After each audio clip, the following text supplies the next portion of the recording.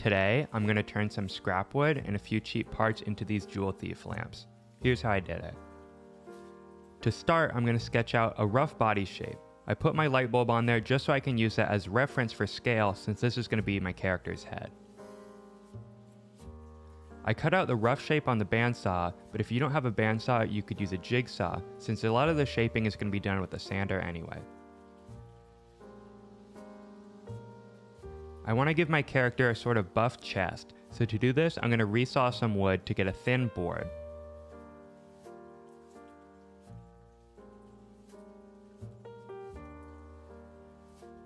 Here, I'm tracing out the shape of the chest, then I cut it out on the bandsaw.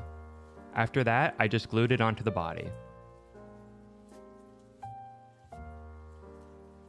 For my walnut lamp, I want to give him a little wooden tuxedo to give him a more high-class heist look, like he's stealing from a museum or a ball, like in the Ocean's 8 movie. I used some maple scrap wood to make that white shirt part of the tuxedo. For the black jacket part of the tuxedo, I glued some walnut pieces onto that maple triangle to make the buff part of the chest I made on the other one. I want his tuxedo to have some buttons, so here I'm making a wooden dowel on the router table. I used a 1/4 inch by 1/4 inch walnut strip, then I rounded it out using an 1/8 inch radius router bit. Then I put the dowel in a drill and sanded it up. I drilled a couple holes for my buttons on the drill press, then I tapped those in with some wood glue. I went with a sleeker look for this guy, so I gave him a more tapered torso to match that maple triangle. I had this really pretty walnut offcut, so I decided to use this to make the bow tie. I roughed it out on the bandsaw, then I cleaned it up with a couple files and some sandpaper. Here, I'm using the belt sander to get rid of any saw marks and to round out the corners. To get into those tight corners, I used a spindle sander, but a palm sander would work too. Here, I'm drilling out a hole for my light bulb socket to fit in. I rounded out the edges on the body on the router, then I used a slot cutting bit to make a groove to feed my lamp cord through. I forgot to film when I was making that cut, so just pretend the router is turned on. Now that the bodies are finished, I'm going to make the arms and legs. I cut up some scrap wood into about 1 inch by 1 inch strips. The exact dimensions don't really matter, just cut them to whatever you think looks best.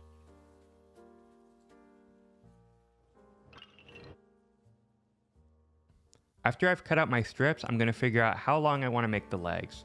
I'm just moving these pieces around to see what looks best and what angle I should cut them. I cut 2 pieces at a 35-degree angle that's going to come together to make a 70-degree miter joint. Then I cut the lower part of my leg to have a 45-degree angle on one end.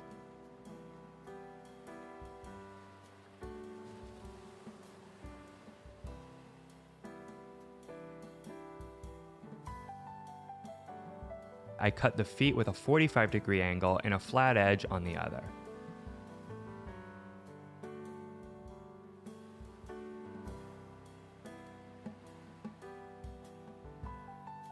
Now that I've cut out the legs, I need to figure out which angle I want to make the arms. I want one arm to reach up and hold the rope and the other to reach down and grab the gem. I decided to make the arms at different angles so that one is more bent than the other. I set my miter gauge at 15 degrees to get a 30-degree miter joint for one arm, and then for the other, I set the miter gauge at 20 degrees to get a 40-degree joint. For my walnut lamp, I set it at 45 degrees for both arms since that one's going to be a more symmetrical design. I wanted to make the inside corners of my arms and legs rounded, so I cut out these little triangle pieces to fit in there. After I had all my pieces cut out, I glued everything together using some wood glue and some tape.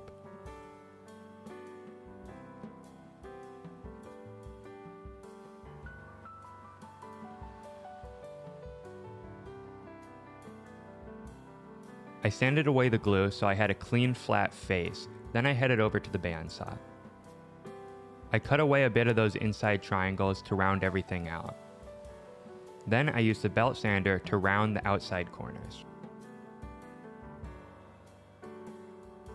I used the spindle sander and rounded out the inside corners that I couldn't reach with the belt sander.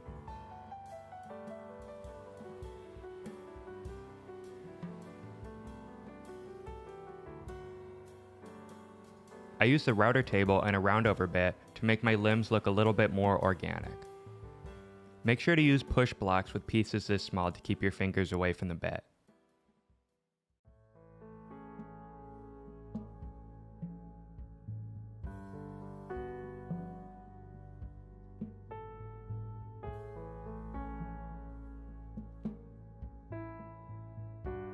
I sanded away the burn marks, then I worked on attaching the limbs to the body.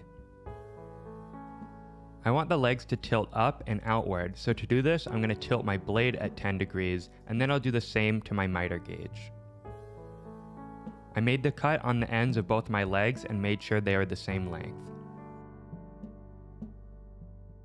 To cut my arms, I set the blade back to 0 degrees, and then I set the miter gauge at about 20 degrees. The exact angles don't really matter as long as you like how it looks. I used some wood glue and a couple brad nails to attach the limbs. If you don't have a nail gun or you just don't want to use nails, some dowels would be a cleaner way to attach the limbs.